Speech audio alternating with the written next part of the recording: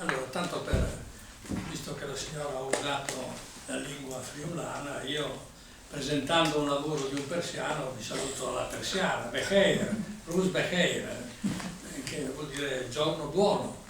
Becheir è arabo, comunque va bene. Vale? Allora,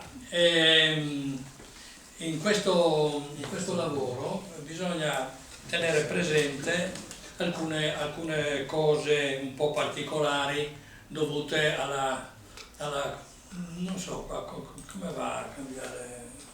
Ecco, bisogna fare alcune premesse di questo discorso. Allora, intanto il tutto si basa su articoli pubblicati in Iran su questa rivista che voi vedete abbastanza corposa, ovviamente vi ho fatto vedere la parte col titolo in inglese, che viene pubblicata in Iran e di cui a lungo tempo è stato direttore proprio il nostro amico Muhammad. Allora, Muhammad chi è? È un iraniano che abita a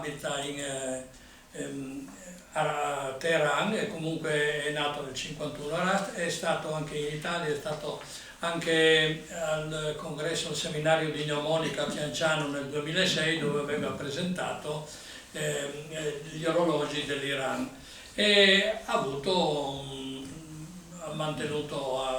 fondato un'associazione di astrofili, insomma ha fatto tanti lavori, ecco. Una è stata la direzione di questa rivista e dove lui ha messo molti articoli del suo lavoro. Ecco, questa relazione che viene proprio da questa rivista ha bisogno però di rappresentare, qua vai da Uri invece che l'ha indannato. Allora, ecco, le meridiane, allora il nostro Muhammad è uno che anche in Iran fa delle meridiane. Allora, questa meridiana che voi vedete a destra è stata fatta su un progetto fatto da Pantanali che io ho portato in Iran e che poi lui ha messo sul municipio della città sua natale che è Rasht. Vedete poi altre meridiane che lui ha fatto anche nei giardini di quella città. L'altra premessa che è molto interessante riguarda i calendari. Allora voi normalmente in un paese usate un calendario civile e uno religioso al massimo, no? Perché quello arabo non è possibile come quello ebraico che è stato trasferito da noi nel nostro calendario con delle festività, delle ricorrenze, ecco. No, là non si può fare questo. Allora il calendario religioso è rimasto questo. Per parlare con gli occidentali bisogna avere il calendario occidentale e gli iraniani usano il loro antichissimo calendario, ovviamente che è stato riformato nei secoli 1000 volte, che è quello che inizia nell'equinozio di primavera. Infatti i loro mesi cadono pressappoco, il loro inizio, al 21 di ogni nostro mese, perché ricorrono dal 21 di marzo, poi il 21 aprile, eccetera, eccetera. Il giorno del Capodanno si chiama Nowruz, vuol dire nuovo giorno, la parola è questa, nuovo giorno. E quindi, siccome ci sono delle cerimonie molto importanti da fare, cosa succede? Succede che i nostri amici hanno studiato un sistema per preavvisare la gente nelle località fuori del mondo e via avanti, tenendo conto delle comunicazioni dell'epoca a cui si riferisce questo calendario, perché è stato fatto intorno al 1600 circa, no? Quindi avvisare questa gente che sta fuori perduta per i monti, avvisarli appunto della ricorrenza di questo calendario. Questo calendario è precisamente nella località di Tarazout.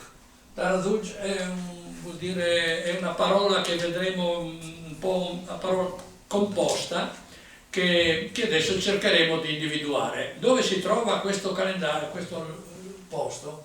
Allora, vedete, questo è il Mar Caspio, questa è la città di Rasht e subito qui dietro le montagne che adesso vedremo si colloca questo posto. Allora, questo è di nuovo Rasht.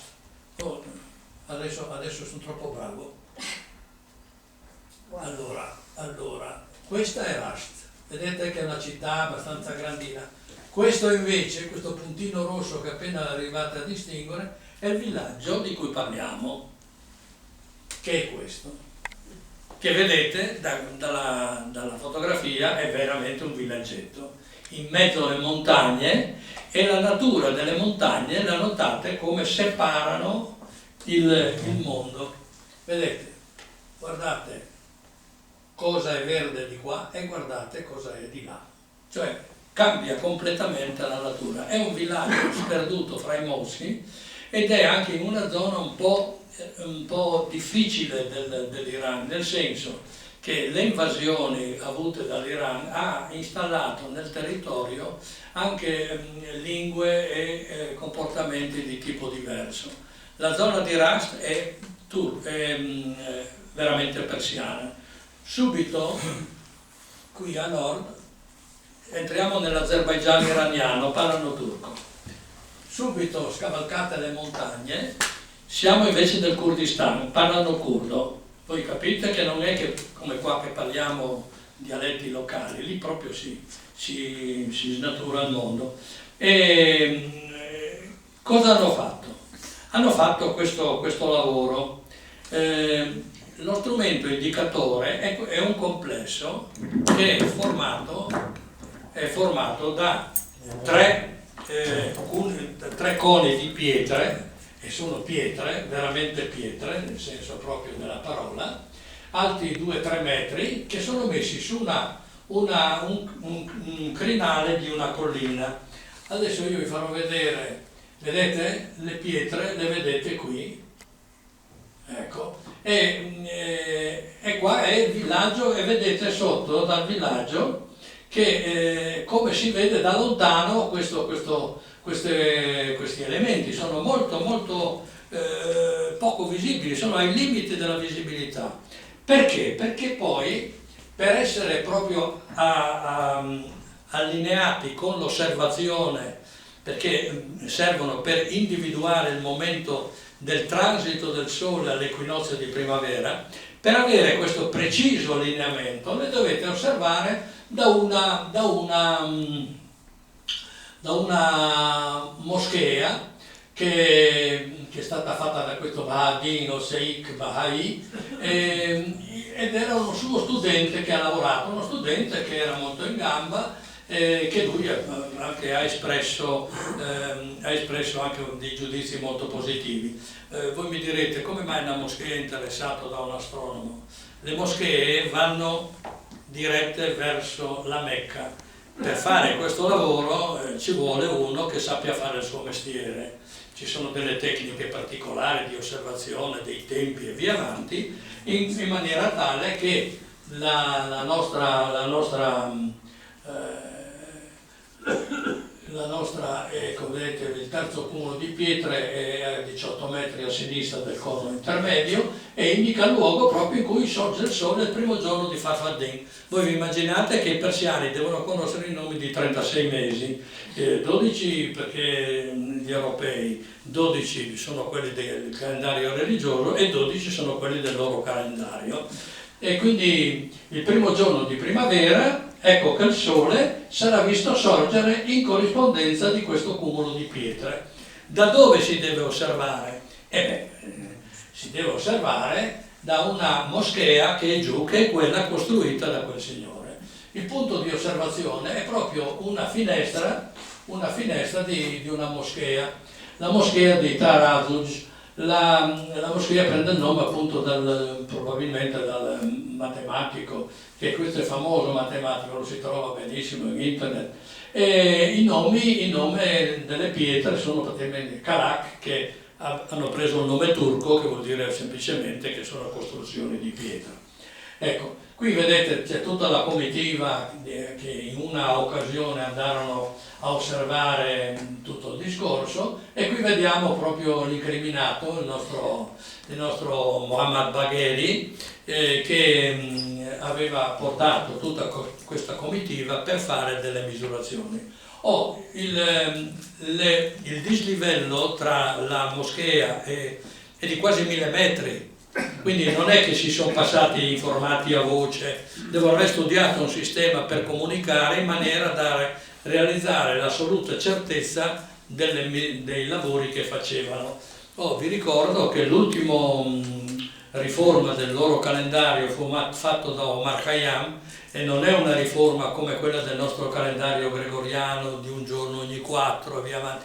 Là è una sequenza impossibile da memorizzare. Perché? Perché il nostro Omar Khayyam aveva uno scopo ben preciso, quello di essere il più preciso possibile. Non era come la riforma gregoriana, che era fatta insomma per far cadere all'incirca lì e poi festeggiare e rendere la cosa praticabile da tutti. È un lavoro fatto proprio in maniera fondamentale. E il villaggio è diventato, ovviamente, dopo questa riscoperta, è stato ovviamente dotato anche di un cartello stradale, Berustoye Tarihi, al villaggio storico, Nowruz Nema Khorshid,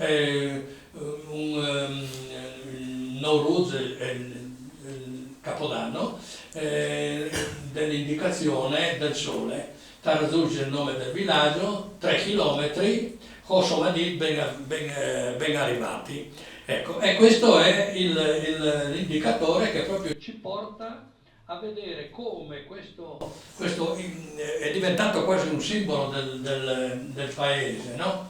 Allora, 3 giorni bisogna preparare i rituali, e i rituali non sono facili da preparare.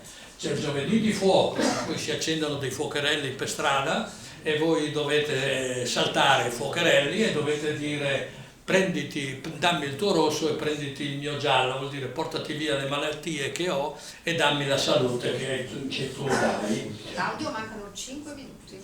Yeah. Poi dopo il giovedì di fuoco abbiamo altre pratiche domestiche. Guardate che elenco di materiali che la famiglia deve esporre in casa a memoria.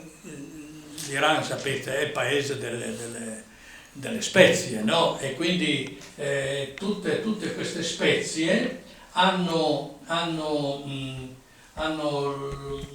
dei simboli. Per esempio un dolce di germogli di grano rappresenta la rinascita samano, l'altra sono Sibla, mela rossa, e poi oltre a queste in genere in casa si espone un vaso con i pesci rossi, quindi bisogna, ecco, che capite che bisogna dotarsi per tempo di tutte queste cose per avere una casa che in caso di ricevimento di persone, e in Iran si fa molto spesso ricevimento di persone perché non si fa in luoghi pubblici per tante ragioni, e quindi questo porta alla necessità di avere tutti questi.